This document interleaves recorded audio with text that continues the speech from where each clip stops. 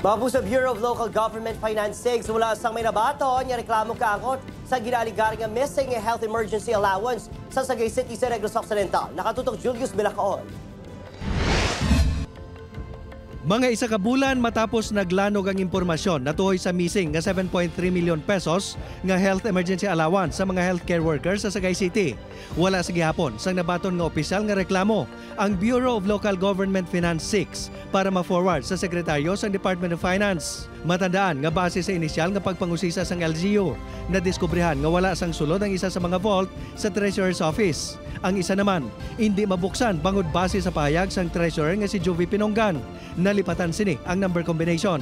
Apang pagklaro sang Regional Director sang BLGF6, pwede man nga sa Ombudsman o kon sa Civil Service Commission nagsumiter sang reklamo ang LGU. In our level, once we receive complaint addressed to BLGF,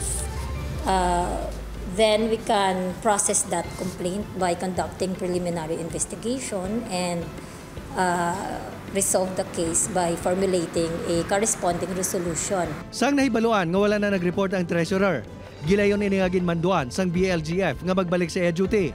Ginpa-explicar man ini sa iya pag-absent. I gave her the time to explain in writing kung what happened, why was she absent during that time. Ang BLGF ang nag-appoint sang treasurer sa mga LGU. Apang aminado si Gascon nga kung wala sang reklamo, wala gid sila sang aksyon nga pwede mapatigayon. Gintinguhaan sang news team nga makuhaan sang pinakauli nga update kaangod sa mga insidente ang administrator sa Sagay City nga si Attorney Ryan Bunghanoy. Apang wala gid ini nakasabat sa mga text message o kung tawag. Panugyan naman sang BLGF6 sa Sagay City LGU kung gusto sini mahibaluan kung may sulod ang vault nga sa karon nakaselyo.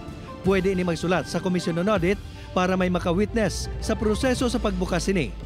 Upod kay Hans Desierto, Julius Bilacaol, 1 Western Visayas.